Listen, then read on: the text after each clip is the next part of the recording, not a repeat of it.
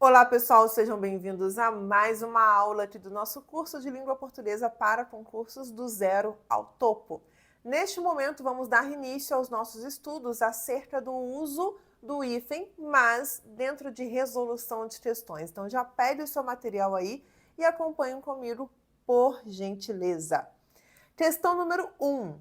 Julgue o item a seguir em relação à separação silábica, à translineação e à acentuação tônica e gráfica de vocábulos empregados no texto. Na translineação de vocábulos compostos, a exemplo de bem-sucedido, é obrigatória a repetição do hífen na linha seguinte, diferentemente do que ocorre em palavras como concretizando-se, caso em que essa repetição é facultativa. Vamos lá, o que a banca quis dizer? Que na translineação, ou seja, quando você está escrevendo uma palavra na linha, acabou o espaço aqui no final, você coloca o hífen, né, para poder separar, e joga para a linha de baixo o restante da palavra. Quando você precisa fazer isso em palavras compostas, como por exemplo em bem-sucedido, você faz uma dupla translineação, uma dupla hifenização. Ou seja, coloca o hífen aqui e o restante aqui embaixo e escreve sucedido. Por quê? Porque um vai representar a divisão silábica e o outro o hífen que já estava dentro da palavra. Aí a banca disse que esta situação só ocorre em palavras compostas. Em palavras em que nós temos o hífen para poder fazer a colocação pronominal, isso não vai acontecer. Errado. Porque esta regra serve para qualquer palavra que contenha o uso do hífen. Se você já tem hífen dentro da palavra, você pega e coloca um duplo hífen na hora de separar a sílaba na sua redação, no seu texto. Certo? Sendo assim, questão errada. Número 2. Julgue o item como certo ou errado.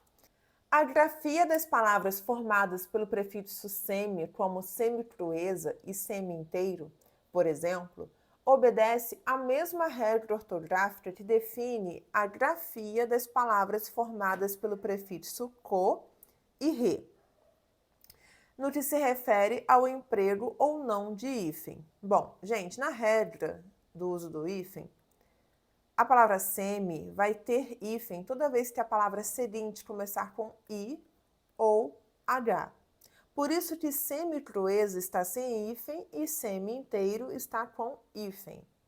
Agora, quando a minha palavra começa com o prefixo co ou re, não há hífen. Nunca. Mesmo que a palavra comece com H, com R, não importa. Se temos o prefixo co ou re, não terá hífen. Sendo assim, questão errada. Questão número 3. O emprego do hífen na palavra bem-estar, no final do texto, justifica-se pela mesma regra que determina o emprego do hífen em mal-humorado. Vejamos, gente, a palavra formada por prefixo mal, ela terá hífen toda vez que a palavra seguinte começar com vogal, H ou L. E aí observe que a palavra bem-estar, temos o prefixo bem. E o prefixo bem, ele sempre exige hífen, quando ele estiver como prefixo. Sendo assim, letra A não pode ser.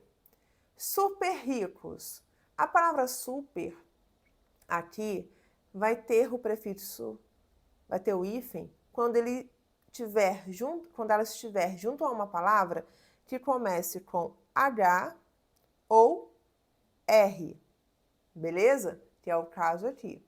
E não é o caso de bem-estar. Sem teto. A palavra sem teto, o prefixo sem, sempre exige hífen.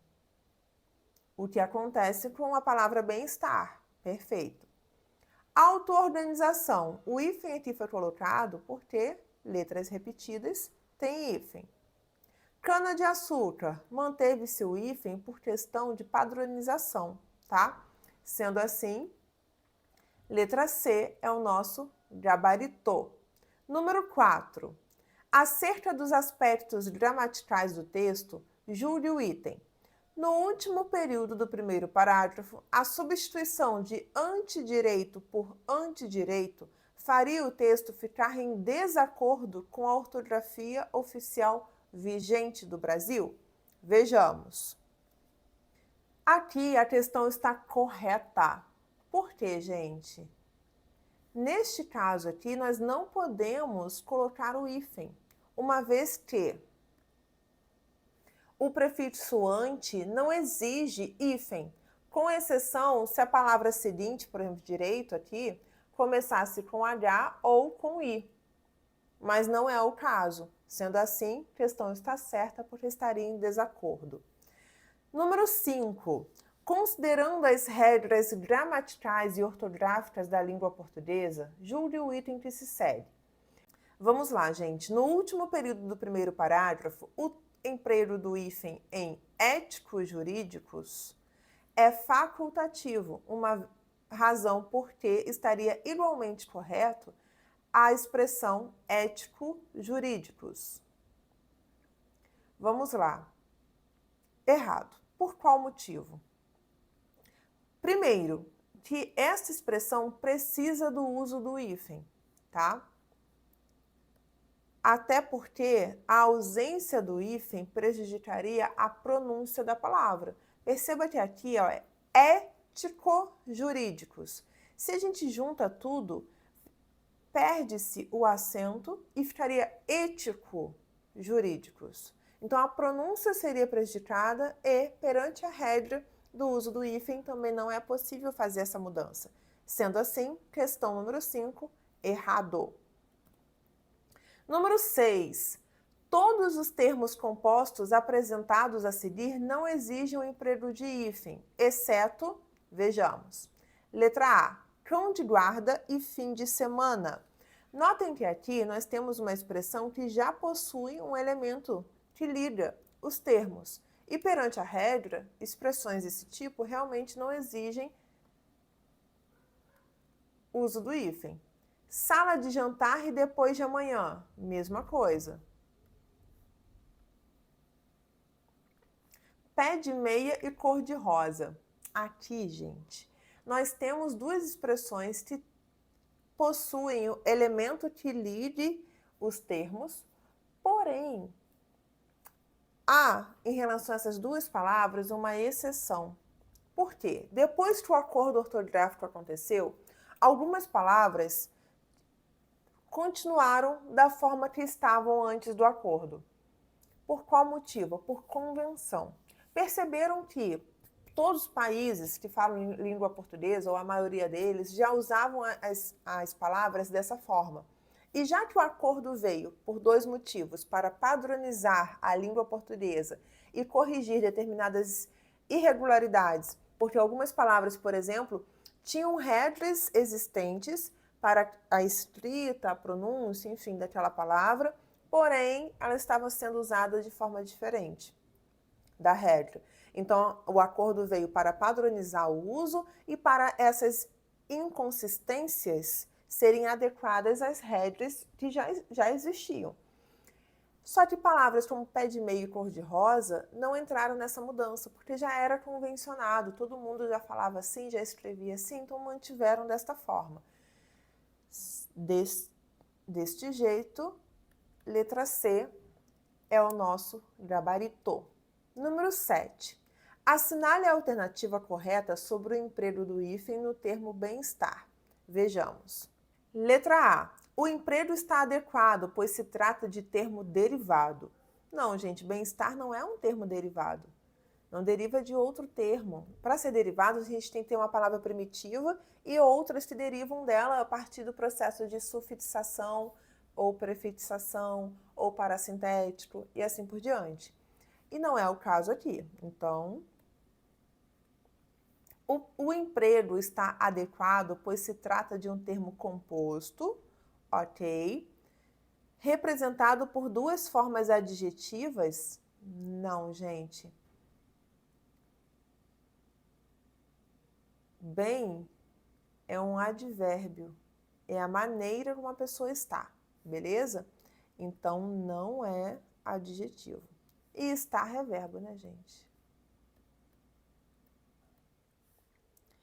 O emprego está adequado, pois se trata de termo composto sem elementos de ligação, perfeito, e iniciado por bem, perfeito, exatamente igual à regra do uso do bem e o hífen.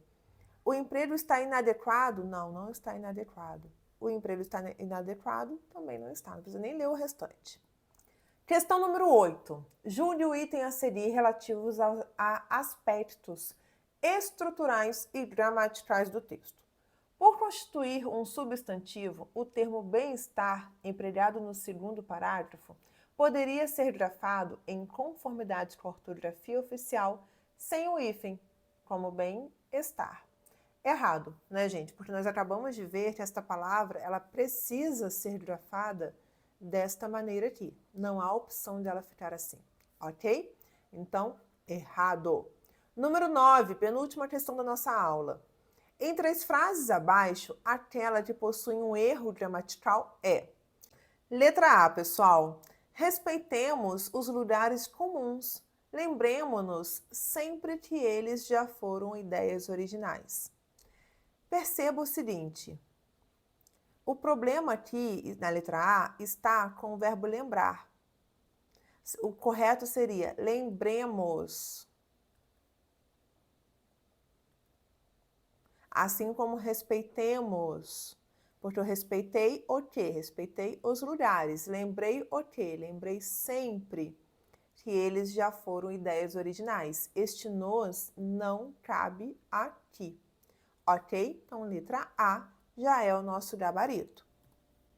Questão número 10 e última questão desta aula. Acerca dos sentidos, das ideias e dos aspectos linguísticos do texto apresentado, julgue o item a seguir. Conforme as regras oficiais de grafia, coexistem poderia ser grafado alternativamente como coexistem. Errado. Porque nós temos como regra que o prefixo co e o prefixo re não possuem hífen.